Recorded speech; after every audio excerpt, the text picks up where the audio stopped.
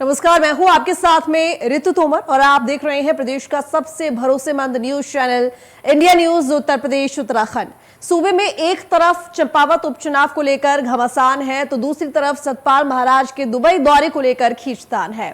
विपक्ष एक ही बार में कई हमले कर देना चाहती है। चारधाम यात्रा पर यात्रियों की मौत का मुद्दा बन रहा है तो पर्यटन मंत्री सतपाल महाराज के दुबई दौरे पर नई तरह की बहस ने जन्म ले लिया है। विपक्ष पर्यटन मंत्री से सवाल पूछ रहा है कि यहाँ श्रद्धालु की मौतें हो रही हैं, उधर मंत्री जी दुबई में आनंद ले रहे हैं और साथ ही ये भी कहा कि पर्यटन मंत्री अब विदेश मंत्री हो गए हैं। मंत्री सतपाल महाराज जो सिर्फ बड़ी बड़ी बातें करते हैं, जमीन पर कुछ दिखता नहीं। वहीं पर्यटन मंत्री के मुताबिक कोविड-19 के बाद अब धीरे धीरे पर्यटन पटरी पर लौट रही है। उसी को समझने और देखने दुबई गए हुए थे। तो ऐसे में सवाल ये है कि जब मंत्री विदेश में जाएंगे तभी तो निवेश लेकर आएंगे। आखिर पर्यटन को बढ़ावा देने से कांग्रेस को क्या है गुरेज, और साथ ही पर्यटन मंत्री को विदेश मंत्री कहने का क्या है तात्पर्य? क्या पर्यटन मंत्री की विदेशी निवेश सूबे की जनता के लिए रंग लाएगी? ऐसे बहुत से सवाल हैं जो हम अपने मेहमानों से जानना चाहेंगे।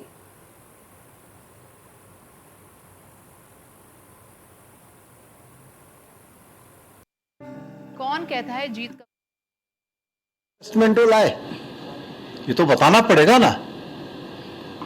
मैंने ऐसे नहीं कहा कि वो अंतर्राष्ट्रीय पर्यटन मंत्री हैं। जब कभी भी आप पर्यटन से संबंधित बातें आप उनसे करेंगे तो कहते हैं कि देखिए साहब, पांडव सर्किट बनेगा, लाखा मंडल से चलेगा, इधर से होते होते इधर आएगा। अरे कहाँ है वो पांडव सर्किट? पता नहीं कितने सर्किट उन्होंने गिना दिए इस राज्य के अंदर, कहाँ है? उन्होंने कहा था कि 13 जिले हैं, 13 टूरिस्ट डेस्टिनेशन हम डेवलप करेंगे। कौन से 13 टूरिस्ट डेस्टिनेशन आपने डेवलप किए, बताए तो सही। कोरोना के बाद एक ऐसा अवसर था जहां ये देखने, समझने और जानने के लिए हम वहां गए कि कोरोना के बाद किस प्रकार से टूरिज्म जो है आगे बढ़ रहा है और किस प्रकार से चेंजेस हमारे टूरिज्म में आए हैं। तो बहुत कुछ सीखने का मौका मिला और इन्वेस्टर्स से बात हुई जो हमारे उत्तराखंड में निवेश करना चाहते हैं।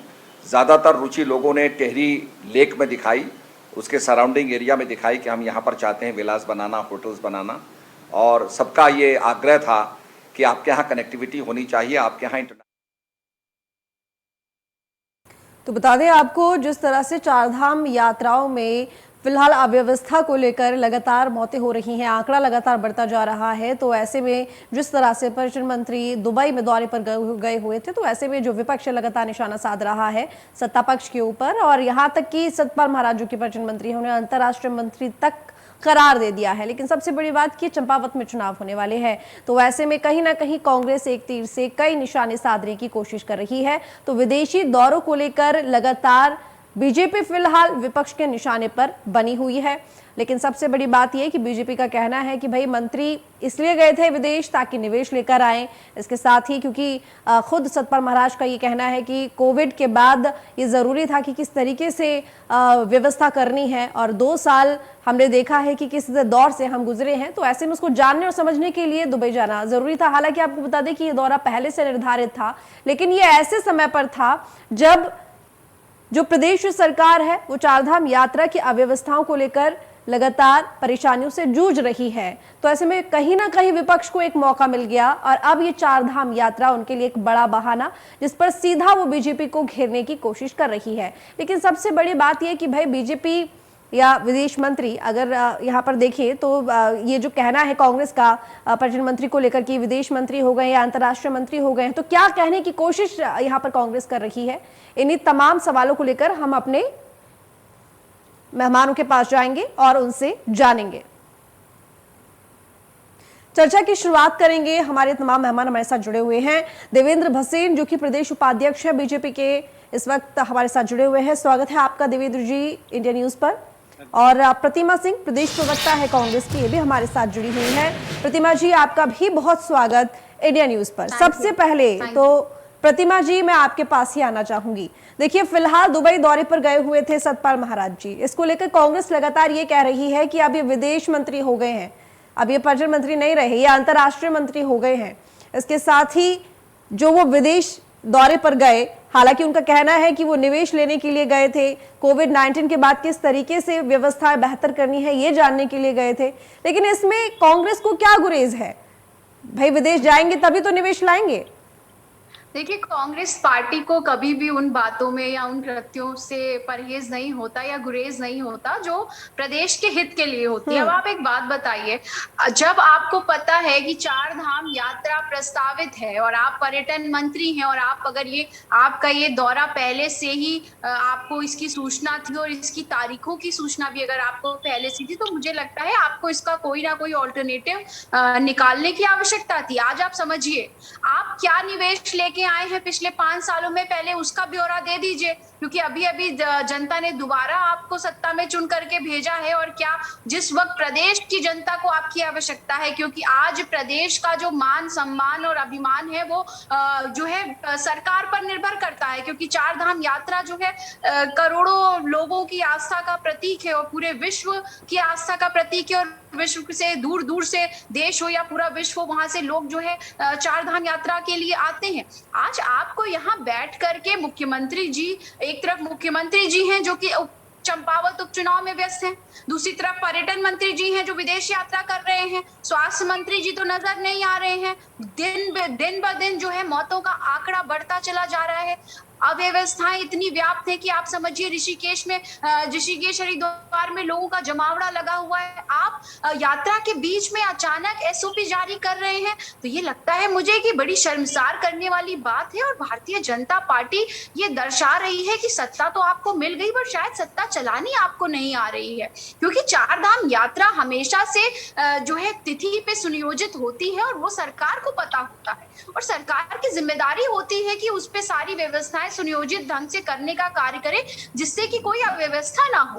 और इस तरीके की अव्यवस्था हो रही है। मुझे लगता है अचानक आप एसओपी जारी कर रहे हैं। अरे 4 धाम यात्रा शुरू होने से पहले एसओपी जारी करनी चाहिए। कोई व्यक्ति वेस्ट बंगाल से यहाँ पहुंच गया है, अब उसको ये पता चल रहा है कि उसका नंबर जो आने वाला है वो 10 दिन बाद आने वाला है, या आगे इतना जाम लगा हुआ है, 3-3, 4-4, 6-6 घंटे लोग जाम में फंसे हुए। तो इससे जो 4 धाम यात्रा है जिसपे प्रदेश की पर्यटन जो है, आपको पता है रीढ़ की हड्डी है प्रदेश की, अगर मैं आर्थिकी की बात करूं तो। और जो 4 धाम यात्रा से जुड़े लोग हैं, उनका 4 धाम जो जब यात्रा चलती है वो उनकी आजीविका का केंद्र होता है। तो इससे वो लोग भी परेशान हो रहे हैं, क्योंकि जब लोगों को ये अव्यवस्थाओं का पता चल रहा है तो लोग अपनी बुकिंग्स कैंसिल कराने का कार्य कर रहे हैं। इससे जो होटलियर्स हैं, जो आपके खच्चड़ वाले हैं, जो आपके ढाबे वाले हैं, जो आपके अन्य कारोबारी हैं, उन पे भी फर्क पड़ रहा है। इसीलिए जो है कांग्रेस पार्टी कह रही है कि जो पर्यटन मंत्री हैं वो एक अंतर्राष्ट्रीय पर्यटन मंत्री हो चुके हैं, विदेश मंत्री हो चुके हैं, क्योंकि आज प्रदेश को आपकी आवश्यकता है। और निवेश, पहले ये बता दीजिए, जो मैंने पहले भी सवाल पूछा था कि भारतीय जनता पार्टी के वरिष्ठ प्रवक्ता बैठे हैं, कि पिछले 5 सालों में आप कितना निवेश इस प्रदेश के लिए लेके आए हैं। और कोरोना काल को के बाद पहली बार जो है 2 साल बाद सुनियोजित ढंग से 4 धाम यात्रा जो है प्रारंभ हो रही है। ठीक है, यानी कि प्रतिमा जी आपके 2 सवाल हैं यहाँ पर कि एक तो 4 धाम यात्रा के मौके पर आप गए क्यों, जबकि इतनी अव्यवस्था यहाँ पर फैली हुई थी, और दूसरी बात ये कि जब आप गए तो फिर अब तक कितने निवेश लेकर आए हैं जो अब आप पहुंचे हैं। चलिए, हमारे साथ देवेंद्र भी जुड़े हुए हैं। देवेंद्र जी, यहाँ पर देखिए, कांग्रेस की तरफ से तो सीधा ये कहना है कि आप पर्यटन मंत्री अंतर्राष्ट्रीय मंत्री हो गए हैं। 4 धाम यात्रा जब शुरू होने वाली है, जो कि तिथि द्वारा नियोजित होती है, ऐसे समय पर उनका विदेश जाना क्या इतना जरूरी था? देवेंद्र जी, देखिए, पहली बात तो यह है कि कांग्रेस विधानसभा चुनाव में हारने के बाद बहुत बुरी तरह बौखला गई है और इसी कारण से अनर्गल आरोबाजी को होती हुई है। एक बात, चंपावत चुनाव में इनको साफ दिखाई दे रहा है कि कांग्रेस के प्रत्याशी को करारी हार होने वाली है और हमारे माननीय मुख्यमंत्री श्री पुष्कर सिंह धामी जी ऐतिहासिक विजय प्राप्त करने वाले हैं और कांग्रेस ने तो वहां से मुंह ही मोड़ लिया है, सरेंडर कर दिया है। ये बौखलाहट है जो कांग्रेस के नेताओं के वक्तव्यों में सामने आती है। अब मैं 4 धाम यात्रा पर और माननीय मंत्री जी की यात्रा पर आता हूँ। पहली बात तो ये है कि जो विदेश में तिथियां तारीख तय होती हैं, अंतर्राष्ट्रीय मुद्दे होते हैं, बहुत पहले से तय हो जाती हैं और इसमें सरकार के स्तर पर तय हो जाता है कि हम वहाँ पर इस काम के लिए जाने वाले हैं, ये हमारा एजेंडा है। कांग्रेस और कुएं का मेंढक है हमेशा की तरफ से, उसको तो विकास से उत्तराखंड को कोई मतलब नहीं रहा। ये तो हमेशा उत्तराखंड के विकास की बाधक रही, चाहे इन्होंने हमारे अटल जी द्वारा दिया गया पैकेज वापस लिया हो, चाहे इन्होंने केदारनाथ के बीच में आपदा आई थी तो भ्रष्टाचार किया हो, और चाहे इन्होंने हमारा जो है उत्तराखंड के अंदर अन्य भ्रष्टाचार के बहुत बड़े बड़े काम किए। तो कांग्रेस को विकास से कोई लेना देना नहीं है, लेकिन भारतीय जनता पार्टी विकास के प्रति पूरी तरह से कटिबद्ध है। अब जो बात कही जा रही है कि पर्यटन मंत्री जी वहां गए, यहाँ चारधाम यात्रा की, चारधाम यात्रा के मामले में पूरी सरकार लगी हुई है। पर्यटन मंत्री जी अपना काम कर रहे हैं, वो भी प्रदेश हित का काम कर रहे हैं। अगर हमको उत्तराखंड की आर्थिकी को बढ़ाना है तो चारधाम और साथ ही हमें जो अन्य प्रकार के पर्यटन है, 12 माह के पर्यटन है, उनके बारे में भी चिंता करनी पड़ेगी और उनको विकसित करना पड़ेगा। इसके लिए हमें निवेश की आवश्यकता भी होती है और नए विजन भी सामने आते हैं। लेकिन कांग्रेस को तो कभी अपने विजन की जरूरत ही नहीं। इनका विजन केवल एक है, वो है एक परिवार की परिक्रमा करना और या फिर भ्रष्टाचार करना। दूसरी बात मैं ये कहना चाहूंगा कि पर्यटन मंत्री जी को विदेश मंत्री कह रहे हैं। अरे पर्यटन मंत्री जी का विजन है, जो अंतरराष्ट्रीय पटल की बात सोचते हैं, वो उत्तराखंड के अंदर हम ये करना चाहते हैं। हम बार बार लेकिन देवेंद्र जी, यहाँ की व्यवस्थाएं बेहतर होंगी तभी तो यहाँ की व्यवस्थाएं दिखाकर निवेश आएगा ना। देवेंद्र जी, मेरी बात सुनिए। कृपया चारधाम यात्रा को बदनाम ना करें, चारधाम यात्रा को बदनाम करें। जो मौतें हुई हैं वो दुखद हुई हैं, हम भी कह रहे हैं, लेकिन हम ये भी जानते हैं कि स्वास्थ्य कारणों से हुई हैं और इन सारी चिंताओं को देखते हुए देवेंद्र जी देखिए, मेरी बात सुनिए। एक सवाल ये भी तो उठता है ना कि देखिए, आप यहीं की व्यवस्थाओं को तो दिखाकर निवेश लाएंगे ना। जब व्यवस्थाएं यहाँ पर बनी हुई नहीं है तो निवेश कैसे आएगा, बताइए। देखिए, पहली बात तो ये है कि चारधाम यात्रा के छोटे से इस मामले में कुछ दिनों में दिक्कतें रही हैं। आप देख रहे होंगे कि कोरोना काल के बाद जिस रूप में तेजी से चारधाम यात्रा बढ़ी है, एक बहुत बड़ी चुनौती है। तो देवेंद्र जी, ये भी सरकार को पहले से पता ही होगा कि 2 साल बाद अगर लोग पहुंचेंगे तो बहुत संख्या में पहुंचेंगे, शायद उम्मीद से ज्यादा पहुंचेंगे। शुरू बदल रहा है, ये सारी व्यवस्था कौन कर रहा है? ये केंद्र की सरकार और राज्य की सरकार कर रही है। लेकिन उसके बाद भी 39 लोगों की मौतें हो गई और केंद्र सरकार ने जवाब तलब किया। लोग यहाँ पर आ रहे हैं। जो जनता का विश्वास है सरकार के कामों के ऊपर, उस कारण से दिक्कतें आई है, मैं मानता हूँ। और जो मौत हुई है वो भी दुखद है अपने आप में। लेकिन ये भी हम जानते हैं कि आधारभूत कारण है और वो हम उसका निराकरण कर रहे हैं। हमारे 2 मंत्री वहां लगाए गए हैं। मुख्यमंत्री ये कह रही थी अभी हमारी कांग्रेस की छोटी बहन कि मुख्यमंत्री चंपावत में बिजी हैं। अरे वो चंपावत एक दिन के दौरे पे बाकी लगातार काम कर रहे हैं, लगातार वो अपने हर चीज को देख रहे हैं, बजट के बारे में चिंता कर रहे हैं। तो ये हमारी सरकार एक कलेक्टिव रिस्पॉन्सिबिलिटी से काम करने वाली सरकार है। कांग्रेस में तो टूटन पहले भी थी, सरकार में टूटन भी थी और इसीलिए इनके लोग छोड़ के भाग गए थे। और तो यानी कि देवेंद्र जी, आपका ये कहना है कि कांग्रेस चंपावत के लिए मुद्दे ढूंढ रही है क्योंकि उसको चुनाव जीतना है चंपावत का। नहीं हो रहा है। देवेंद्र जी, बात भी सुनिए ना। आपका कहना ये है कि कांग्रेस मुद्दे ढूंढ रही है क्योंकि उनको चंपावत का चुनाव जीतना है। नहीं, चुनाव तो हार चुके हैं लोग, ये तो बौखलाहट है इनकी केवल। ठीक, प्रतिमा जी बोलिए। कोई मुद्दा नहीं है। उत्तराखंड की जनता ने हमारे पर विश्वास व्यक्त किया और चंपावत की जनता माननीय मुख्यमंत्री को ऐतिहासिक मतों से जिताने वाली है। और यही कारण है कि कांग्रेस सभी बड़े नेताओं ने वहां से चुनाव लड़ने से मना कर दिया। चलिए ठीक है, मैं लौटूंगी आपके पास देवेंद्र जी। प्रतिमा जी से जवाब लेते हैं। प्रतिमा जी बोलिए। तो ये स्थिति कांग्रेस की है। बोलिए प्रतिमा जी। देखिए, बहुत सारी बातें इन्होंने कही हैं, एक करके जवाब दूंगी, प्लीज धैर्य रख करके सुनिएगा। इन्होंने कहा कि लोग इसलिए आ रहे हैं क्योंकि लोगों को सरकार की व्यवस्थाओं पे भरोसा है। बिल्कुल गलत। लोग इसलिए आ रहे हैं क्योंकि चारधाम यात्रा लोगों की श्रद्धा का प्रतीक है, लोगों की आस्था का प्रतीक है। और आपकी व्यवस्थाएं क्या है? 39 जो मौतें हुई हैं वो मौतों का आंकड़ा दिखा रहा है कि आपकी व्यवस्थाएं क्या है। आपने कहा छोटी मोटी जो प्रॉब्लम्स हैं उसे रिजॉल्व कर लिया जाएगा। आप बता दीजिए, आज 16 तारीख है, 3 तारीख से लेकर कितने दिन हो गए, कितनी आपने प्रॉब्लम्स को रिजॉल्व करने का कार्य किया? दूसरी बात, देखिए, जब आप आरोप लगाते हैं तो उस आरोप को साबित करने का मुझे लगता है मादा होना चाहिए व्यक्ति में। 5 साल आप सत्ता में रहे, आप भ्रष्टाचार का आरोप लगा रहे हैं। आपने कितने कांग्रेस के नेताओं को भ्रष्टाचार के आरोप में जेल भेजने का कार्य किया? आपने NH-74 के मुद्दे पे बोला था कि हम CBI से जांच करवाने का कार्य करेंगे। प्रचंड बहुमत थी आपके पास, उसके बाद भी आप CBI जांच से पीछे हट गए। आपने कहा था लोकायुक्त लेके आएंगे। 2017 के घोषणा पत्र में आप कहते हैं लोकायुक्त लेके आएंगे, उसके बाद इस बार का जो घोषणा पत्र था उससे लोकायुक्त गायब था। हाईकोर्ट की लताड़ आपको पड़ी कि लोकायुक्त के मुद्दे पे आप इसलिए पीछे हट रहे हैं क्योंकि आप भ्रष्टाचार करना चाहते हो, भ्रष्टाचार की वजह से प्रदेश की जनता परेशान है, तब भी सरकार नहीं चेती। और कुंभ में जो हुआ, जो कुंभ जो पूरे विश्व के हिंदुओं की आस्था का केंद्र है, वहां पे जो जिस तरीके से RT-PCR टेस्ट घोटाला घोटाला हुआ वो सबके समक्ष है।